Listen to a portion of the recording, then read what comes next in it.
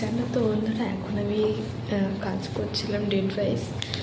তো অনেক কথাই অনেক সময় মাথায় আসে, মানে কিছু ভালো লাগে না।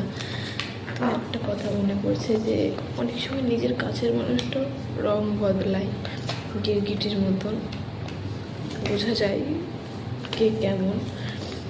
তো ভাবি যে কিছু মনে করবো না, সেও বলে যে অত কিছু মাইন্ড করবে না, কে কী বললো সেটা তুমি মানে উড়িয়ে দিবে। কিন্তু দেখো, নিজের কাছের মানুষ যদি কোনো সময় কিছু বলে সেটা মনে লেগে যায়, সেটা মন থেকে বলা যায় না।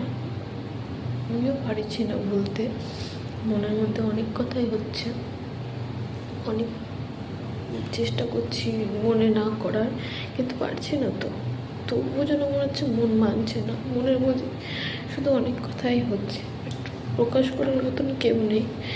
যাকে প্রকাশ করতাম সে বলে যে আমার কাছে বলবি না, বা আমি শুনতে চাই না।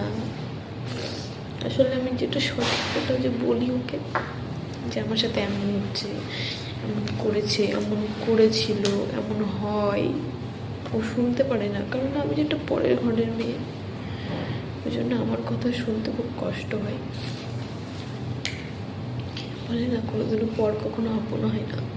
কিন্তু আরও তো অনেক আছে, তারাও তো পরের ঘরের আরেক ঘরে এসে থাকে, বিয়ে করে, বুঝবে না,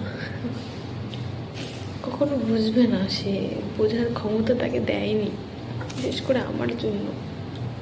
আমার কষ্ট সে বোঝে না। সাইলসে জল পড়ছে, চোখের জল।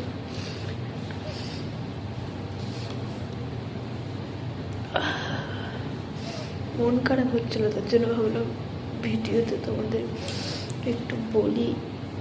সব কিছু তো শেয়ার করতে পারছি না, বাট এটুকুই বলতে পারছি যে কেউ বোঝে না আমার মনের কষ্ট। আমি বুঝছি, আমি পালিয়ে বিয়ে করেছি যার জন্য, সেই আমাকে এখন আর বোঝে